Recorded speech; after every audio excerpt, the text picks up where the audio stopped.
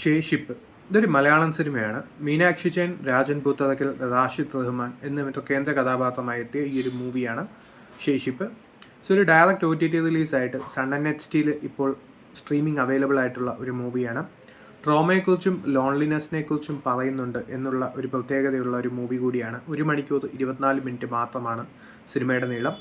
മീനാക്ഷി ജെയിൻ്റെ ഒരു strong technical performance ഉള്ളത് തന്നെ ഈ ഒരു സിനിമയുടെ ഹൈലൈറ്റ് ആണ്. കാരണം ആ ഒരു ക്യാരക്ടർ പോകുന്ന സാഹചര്യം പവിയുടെ ലൈഫിലോട്ട് അഞ്ജു അൺഎക്സ്പെക്റ്റഡ് ആയിട്ടാണ് കടന്നു വരുന്നത്. സോ അങ്ങനെ അൺഎക്സ്പെക്റ്റഡ് ആയിട്ട് കടന്നു വരുന്ന ഈ ഒരു 2 പേരുടെ ക്യാരക്ടർ ഡിസൈൻ ചെയ്തിരിക്കുന്ന ഒരു രീതിയുണ്ട്.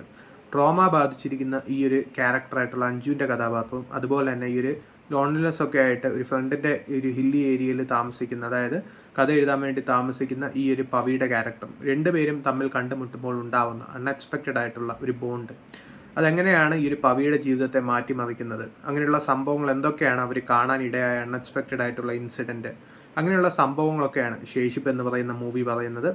സോ ഒരു മൂവിയുടെ മേജർ ഹൈലൈറ്റ്സ് എന്ന് പറയുന്നത് പെർഫോമൻസ് സൈഡ് തന്നെയാണ്. ഒരു മീനാക്ഷി ജയൻ്റെ ഒരു സ്ട്രോങ് പെർഫോമൻസ് ഉണ്ട്. കാരണം ആ ഒരു ട്രോമ, അവർ പോകുന്ന സാഹചര്യങ്ങൾ, അതൊക്കെ സ്ക്രീനിൽ അത്യാവശ്യം നല്ല രീതിയിൽ തന്നെ എത്തിച്ചിട്ടുണ്ട് എന്നുള്ളത് ഈ ഒരു സിനിമയുടെ വേറൊരു മേജർ ഹൈലൈറ്റ് ആണ്. പിന്നെ പറയുകയാണെങ്കിൽ ഈ ഒരു മൂവിയിൽ അഭിനയിച്ചിരിക്കുന്ന ബാക്കിയുള്ള ആക്ടേഴ്സാണ്, മെയിൻലി 3 ക്യാരക്ടേഴ്സാണുള്ളത്, ഈ ഒരു 3 ആക്ടേഴ്സിൻ്റെ.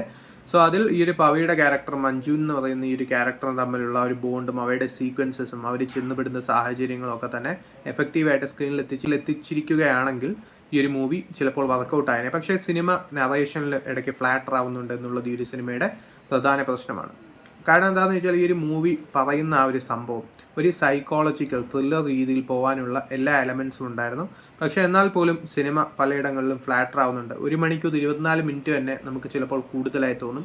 അത് സിനിമയുടെ ഒരു മേജർ നെഗറ്റീവ് തന്നെയാണ്.